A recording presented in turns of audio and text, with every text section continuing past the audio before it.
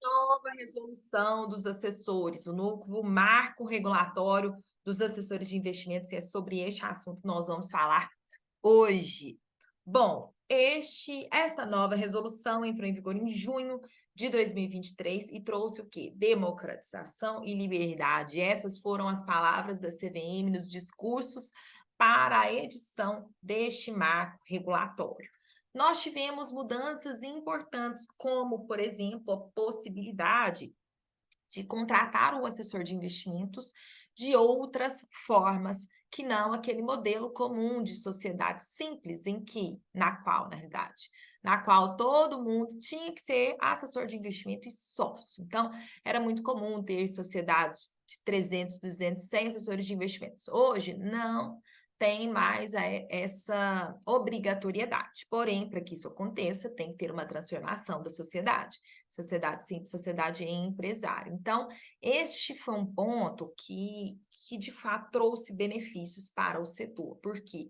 Porque você flexibilizou o modo como o assessor entra na sociedade e como ele trabalha também.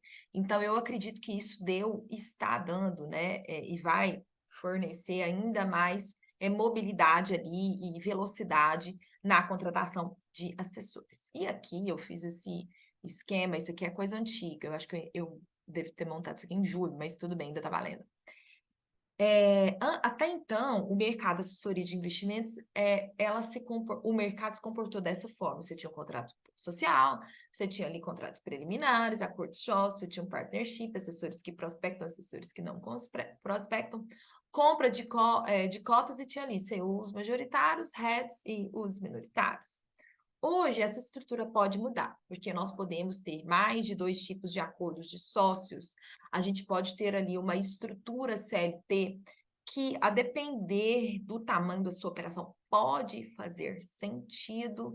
Tem um outro vídeo aqui no canal que eu falo ali dos detalhes do modelo CLT, que nem sempre são interessantes em termos financeiros e também em termos burocráticos, porque você vai ter que colocar um regimento interno, você vai ter que se sujeitar às normas trabalhistas, como qualquer empresa. Então, eu não sei se isso de fato vale a pena para o modelo das assessorias, que está acostumado com o quê? Com velocidade na contratação e com a distribuição de dividendos, que até então, até 2023, até outubro de 2023, é isento de imposto de renda, né? Ano que vem nós não sabemos como que vai ficar esse tema, mas hoje este modelo aqui que vocês estão vendo, ele pode ser mudado, tá? Não é mais essa regrinha básica e, na verdade, não é que tem uma regra, né? O mercado se comportou dessa forma e teve uma aceitação quase que geral.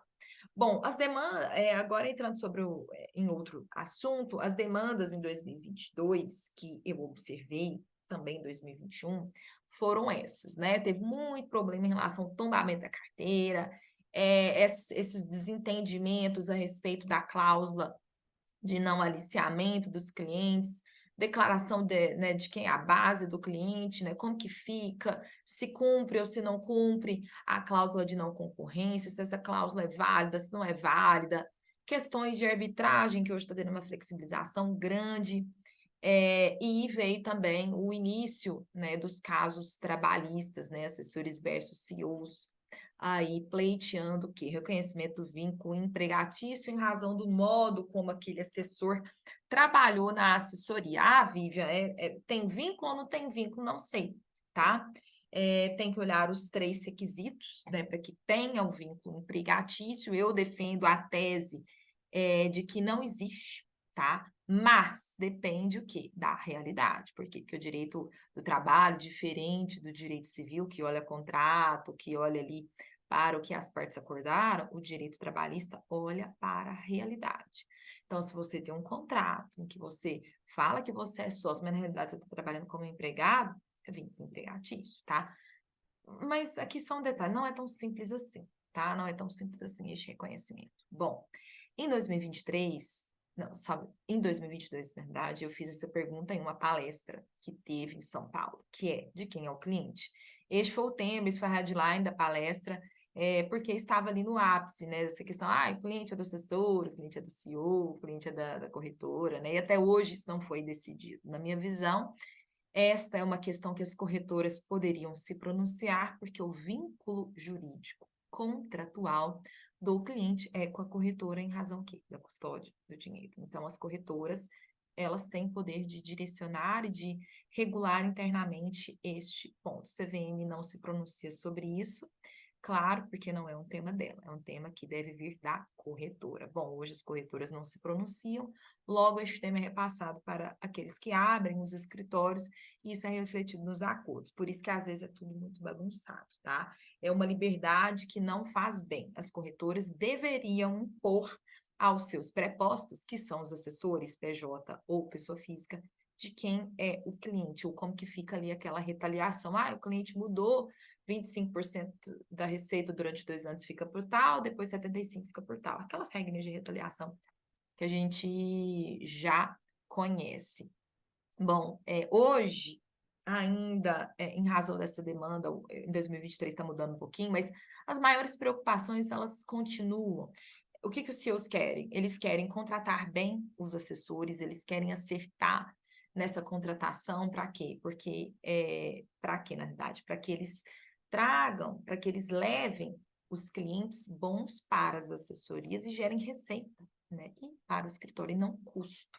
Porque tem muito assessor aí que, na realidade, ele é um custo, principalmente com essa ideia aí do mínimo garantido. E eles têm uma dificuldade também que eu já percebi, que é a administração do contratual societário, porque se fosse só contratar assessor e colocar para dentro, seria maravilhoso, mas a gente sabe, vai ter que ter um contrato com a corretora, tem um tripartite, tem um termo de responsabilidade, tem um termo de confidencialidade, aí assina contrato social, assina acordo sócio, assina termo, e vai assinando, e vai assinando, e vai assinando, e isso às vezes impede ou desanima o assessor. Em razão do quê? Dessa burocracia. Vivian, tem como retirar isso? Não tem como retirar, mas tem como o quê? Melhorar o operacional, dando maior velocidade, com isso acaba contratando até mesmo melhor. Bom, pessoal, é isso que eu tenho para falar hoje. Mais um vídeo da série sobre assessores de investimentos. Vocês podem perceber que aqui no canal eu falo bastante sobre esses assessores, que são profissionais que eu gosto tanto e que merecem, sim, um cuidado especial, um tratamento jurídico especial, dada a sua relevância e importância para o mercado financeiro. Pessoal, desejo a todos vocês bons negócios, bons investimentos e meu muito obrigada.